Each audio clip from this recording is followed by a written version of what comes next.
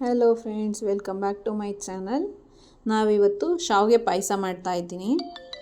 ಅದಕ್ಕೆ 1 ಬಟ್ಲಷ್ಟು ಶಾವಿಗೆನ ತಗೊಂಡು ಸ್ವಲ್ಪ ತುಪ್ಪ ಹಾಕ್ಕೊಂಡು ಚೆನ್ನಾಗಿ ಹುರ್ಕೊಬೇಕು. ಹುರ್ಕೊಂಡು ಅದನ್ನು ಪ್ಲೇಟಿಗೆ ಸಪ್ರೇಟ್ ತೆಗೆದಿಟ್ಕೊಂಡು ಒಲೆ ಮೇಲೆ ಒಂದು ಪಾತ್ರೆ ಇಟ್ಕೊಂಡು ಆ ಪಾತ್ರೆ ನೀಟಾಗಿ ಕ್ಲೀನಾಗಿ ಇಟ್ಟಿರಲಿ. ಅದಕ್ಕೆ 1 ಗ್ಲಾಸಷ್ಟು ಹಾಲನ್ನ ಹಾಕ್ಕೊಂಡು ಅದ್ರ ಜೊತೆಗೆ 1 ಗ್ಲಾಸಷ್ಟು ನೀರನ್ನ ಸೇರಿಸ್ಕೊಬೇಕು. ಏಕೆಂದರೆ ಹಾಲು ಬೇಕಂದರೆ 2 ಗ್ಲಾಸ್ ಪೂರ್ತಿ ಹಾಲನ್ನೇ ಹಾಕ್ಕೊಬೋದು, ಇಲ್ಲಾಂದರೆ 1 ಗ್ಲಾಸ್ ಹಾಲು 1 ಗ್ಲಾಸ್ ನೀರು ಬೇಕಾದರೂ ಹಾಕ್ಕೊಬೋದು.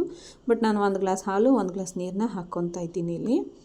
ಅದನ್ನು ಎರಡನ್ನೂ ಸ್ವಲ್ಪ ಚೆನ್ನಾಗಿ ಬಿಸಿ ಆಗೋವರೆಗೂ ಇಟ್ಟಿರೋಣ.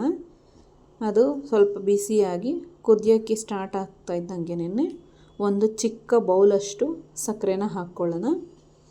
ಒಂದು ಚಿಕ್ಕ ಬೌಲಷ್ಟು ಸಕ್ಕರೆ ಚೆನ್ನಾಗಿ ಎಲ್ಲ ಮಿಕ್ಸ್ ಆಗೋ ಥರ ಮಿಕ್ಸ್ ಮಾಡಿಬಿಟ್ಟು ಅದಕ್ಕೆ ನಾವು ಮನೆಯಲ್ಲೇ ಮಾಡಿರುವಂತಹ ಬಾದಾಮಿ ಪುಡಿನ ಸೇರಿಸ್ತಾ ಇದ್ದೀನಿ. ಒಂದು 2ರಿಂದ 3 ಟೇಬಲ್ ಸ್ಪೂನಷ್ಟು ಬಾದಾಮಿ ಪುಡಿನ.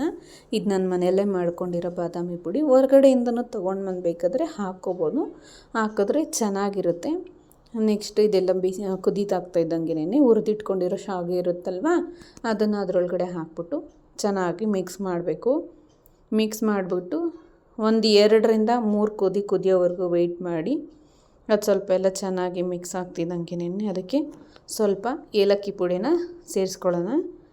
ಏಲಕ್ಕಿ ಪುಡಿನ ಕೊನೆಗೆ ಹಾಕೋದ್ರಿಂದ ಒಳ್ಳೆ ಘಮ ಹಾಗೆ ಇರುತ್ತೆ, ಏಲಕ್ಕಿದು ಘಮ ಹಾಗೆ ಇರುತ್ತೆ. ಅದೆಲ್ಲ ಚೆನ್ನಾಗಿ ಮಿಕ್ಸ್ ಮಾಡ್ತೇವೆ. ಒಂದು 80 to 90% ಕುಕ್ ಆಗ್ತಾ ಇದ್ದಂಗೆನೇ ಅದನ್ನು ಒಂದು ಪ್ಲೇಟ್ನ ಮುಚ್ಚಿಬಿಟ್ಟು ಕ್ಲೋಸ್ ಮಾಡಿಬಿಟ್ಟು ಇಟ್ಕೊಬೇಕು.